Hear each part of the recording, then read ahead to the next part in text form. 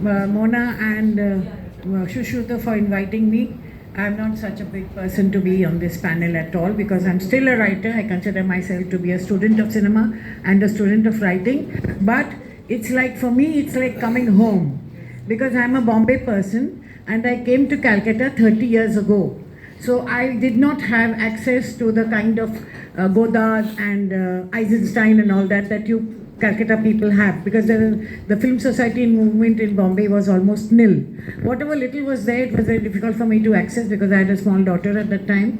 It's 30 years ago and I was 32 years old in 75. I think Pratik has very clearly mentioned the political upheaval that took place in 1975, the emergency. Yeah, but there must have been some prelude to it. Yeah, some prelude to it because the heat, the political heat was building up. But there was no connection between politics and cinema at that time. But somehow or the other, being in the same group, living in the same country, and many of them were very educated, like this gentleman, Ramesh Sippy. He studied in the London School of Economics. I don't know whether you all know of it. And they dropped out and he came back to look after his father's business. So they were educated people. Javed Akhtar, we know that he is the son of the famous poet, Urdu poet. Yeah, Jan Nisar Akhtar. Yeah. So for me, coming here has been a homecoming at last after 30 years, because for 30 years I have come here in 1995. But the intelligentsia, or so-called intellectual crowd, has never been able to accept me for the simple reason that I'm a big Bollywood fan.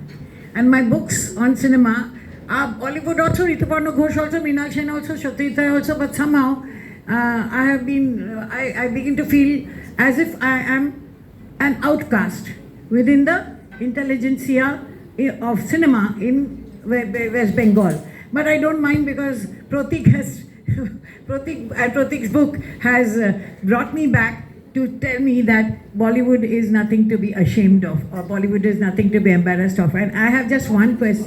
Yeah, I have just one answer. As Paulmi very rightly said, that I cannot, nobody can marginalize Bollywood for the simple reason that it is keeping 132 crores of people hypnotized, mesmerized for years together. So how can we cut it out and put in its place all the big names like Eisenstein? I have no disrespect for them at all. But I'm a student of those filmmakers. I don't consider myself to be an expert.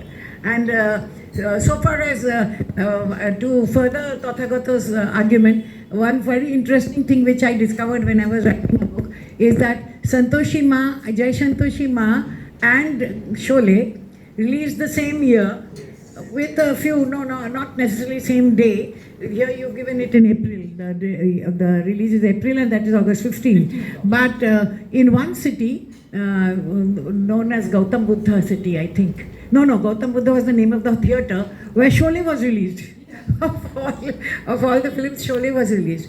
And I still remember, I was very young at that time, I still remember that in Sholay, was Jai Santoshi Ma, it became a cult. It still is a cult.